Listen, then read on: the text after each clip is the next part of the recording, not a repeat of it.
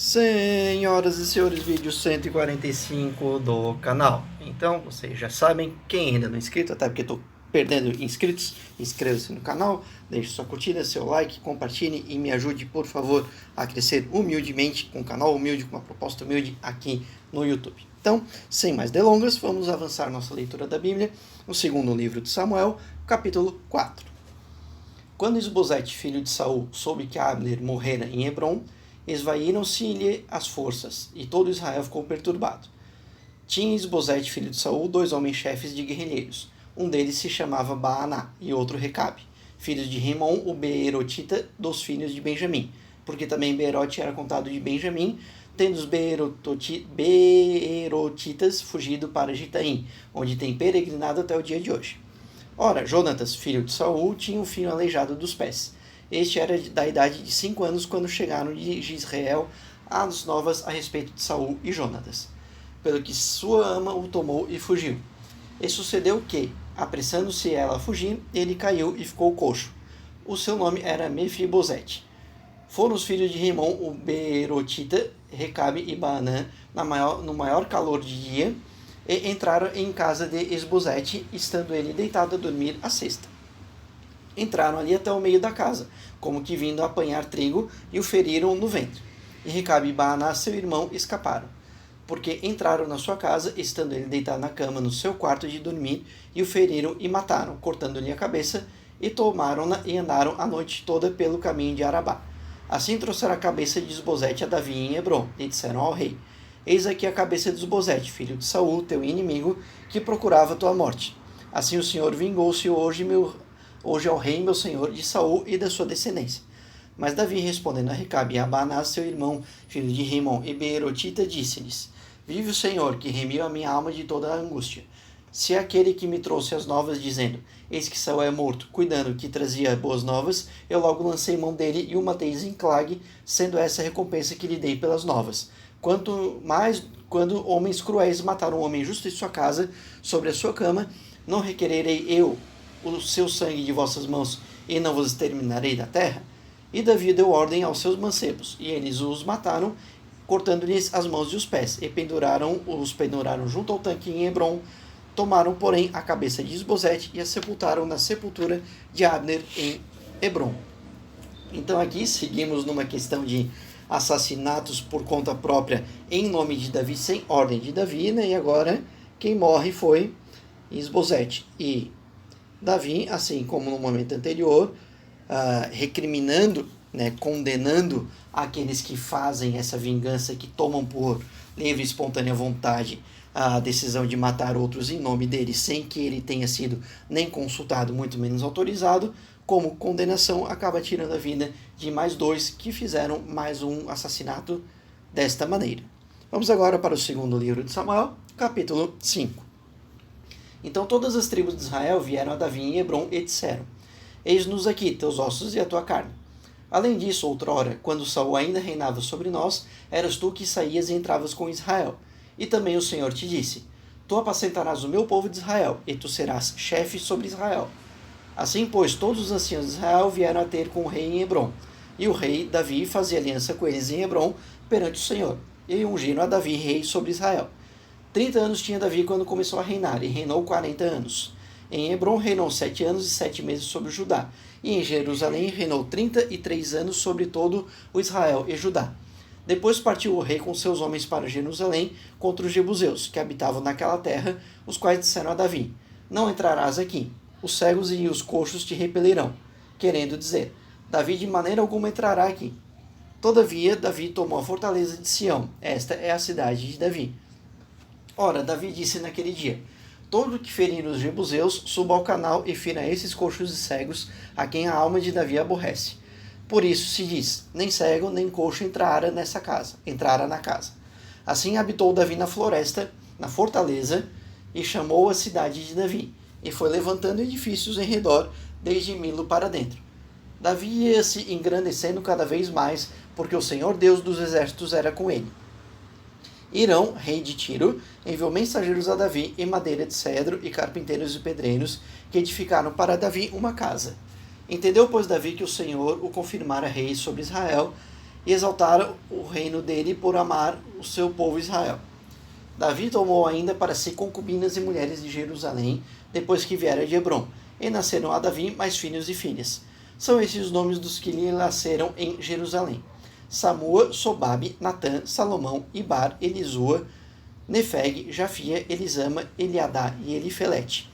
Quando os filisteus ouviram que Davi fora ungido rei sobre Israel, subiram todos em busca dele. Ouvindo isto, Davi desceu à fortaleza.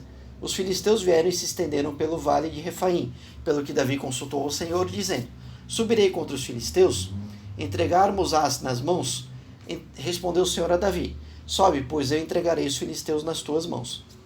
Então foi Davi a Baal-Perazim e ali os derrotou e disse: O Senhor rompeu os meus inimigos diante de mim, como as águas rompem barreiras.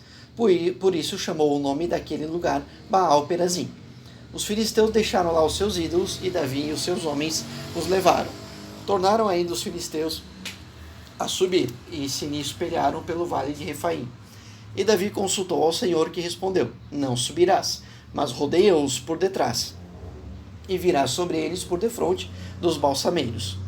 E há de ser que, ouvindo tu o ruído de marcha pelas copas dos balsameiros, então se apressarás, porque é o Senhor que diante de ti sai, a ferir o arraial dos filisteus. Fez, pois, Davi como o Senhor lhe havia ordenado, e feriu os filisteus desde Geba até chegar a Gézer. Então Davi reina em Jerusalém e derrota mais uma vez os filisteus, né? Em mais uma batalha, sendo que novamente ele tem esse confronto entre Israel e os filisteus. E Davi, depois de algumas passagens por períodos de tempo com aqueles números que conhecemos, 7, 30, 3, 40, vai para Jerusalém e dali começa alguns embates e derrotar os filisteus. Então vamos agora para o segundo livro de Samuel, capítulo 6. Tornou Davi a juntar todos os escolhidos de Israel em número de 30.000. Depois levantou-se Davi e partiu para Baal Judá com todo o povo que tinha consigo, para trazerem dali para cima a arca de Deus, a qual é chamada pelo nome, o nome do Senhor dos Exércitos, que se assenta sobre os querubins. Puseram a arca de Deus em um carro novo e a levaram da casa de Abinadab, que estava sobre o outeiro. E Uzai e Aiô, filhos de Abinadab, guiavam o carro novo. Foram, pois, levando da casa de Abinadab, que estavam sobre o outeiro, com a arca de Deus, e Aiô ia adiante da arca.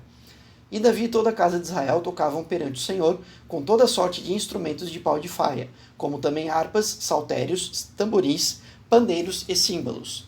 Quando chegaram à eira de Nacon, Uzai estendeu a mão à arca de Deus, e pegou nela porque os bois tropeçaram.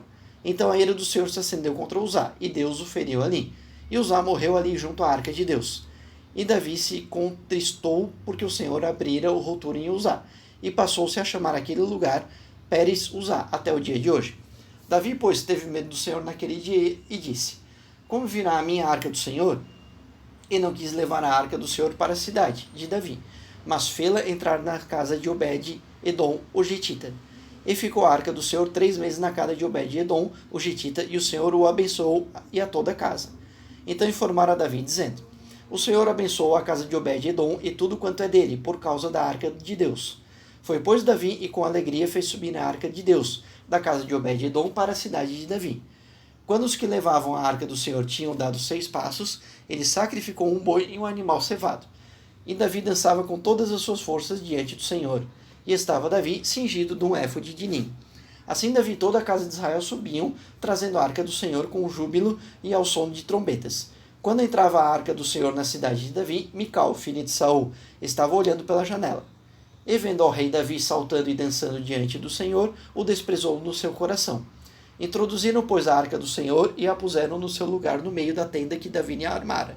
E Davi ofereceu holocaustos e ofertas pacíficas perante o Senhor. Quando Davi acabou de oferecer os holocaustos e ofertas pacíficas, abençoou o povo em nome do Senhor dos Exércitos.